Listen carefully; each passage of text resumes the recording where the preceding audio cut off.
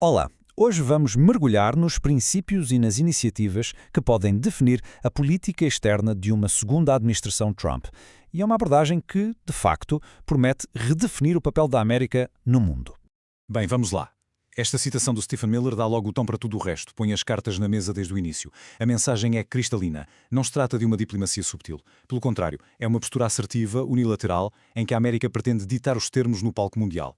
A filosofia central desta política externa até já tem nome, a doutrina Dunroe, uma fusão, claro, de Donald e Monroe. É, no fundo, uma versão em esteroides da doutrina Monroe do século XIX, que defendia a influência americana no hemisfério ocidental. Esta nova versão é descrita como sendo imperialista nas Américas e muito mais isolacionista em relação à Europa, o que assinala uma mudança radical face às estratégias americanas do passado. Então, como é que esta doutrina se traduz na prática? Bem, a estrutura América I basicamente rasga o manual da ordem multilateral que conhecemos desde 1945. Dá prioridade ao poderio militar, o chamado hard power, em detrimento da diplomacia ou da influência cultural, o soft power. Vemos isto, por exemplo, no desmantelamento de agências como a OAZ. As relações com os aliados passam a ser vistas como negócios puramente transacionais e o foco principal é reafirmar o domínio americano no seu próprio hemisfério. Agora, para percebermos como esta filosofia funciona no terreno, vamos olhar para a sua iniciativa de política externa mais ambiciosa e detalhada até à data, o plano para tentar resolver o conflito em Gaza.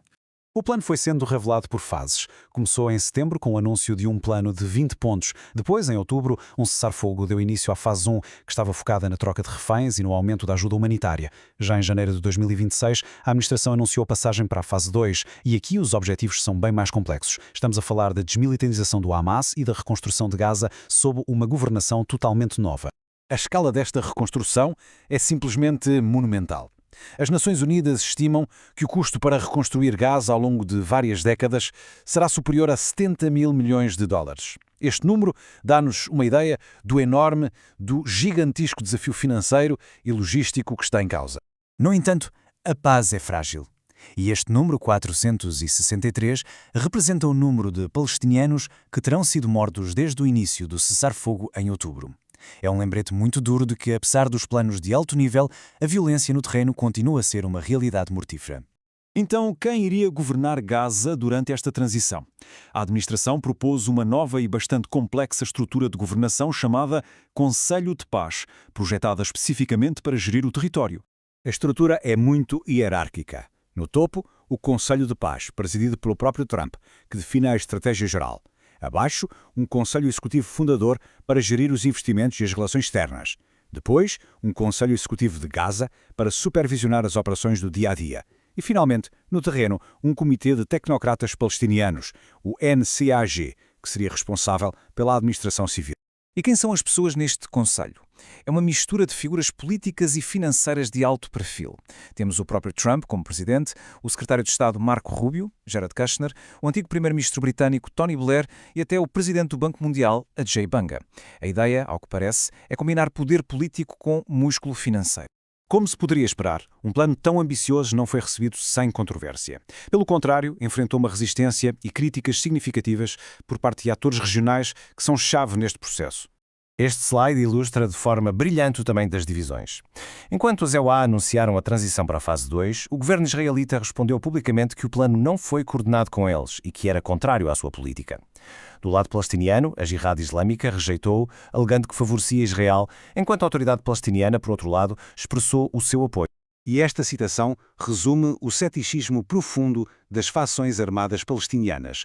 Olham para a composição do Conselho Executivo e para o plano geral e veem algo concebido para servir os interesses israelitas, e não uma solução neutra.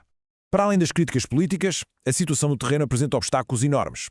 O cessar-fogo é constantemente violado, a ajuda humanitária é restringida. O território está fisicamente dividido por uma linha controlada por Israel e, o que é crucial, o Hamas ainda não concordou em desarmar, o que bloqueia qualquer avanço da fase 2. Vamos agora afastar o zoom de casa e ver como é que os princípios desta política externa estão a ser aplicados a nível global e quais são as suas consequências. Os dados do Pew Research Center mostram um impacto muito claro na opinião pública global. A confiança na liderança dos Estados Unidos caiu significativamente. Em 24 países, as classificações em 2025 são, em média, 12 pontos percentuais mais baixas do que no ano anterior. E vemos exemplos concretos disso por todo o mundo. Há guerras comerciais com aliados próximos como o Canadá e o México e táticas de pressão sobre nações africanas. As alianças tradicionais, especialmente com a Europa, estão sob uma tensão enorme, com documentos oficiais a chegarem ao ponto de acusar os aliados de apagamento civilizacional. E o argumento dos críticos é que, à medida que os Estados Unidos se retraem, rivais como a Rússia e a China avançam para preencher este vazio de liderança. O que nos leva a esta questão final. Vimos como a filosofia América Primeiro se traduz em planos ambiciosos como o de Gaza e remodela as relações globais. Quando a nação mais poderosa do mundo altera fundamentalmente a sua abordagem às alianças e aos conflitos, as consequências são sentidas em todo o lado. Fica a pergunta: quem se irá apresentar para preencher o vazio?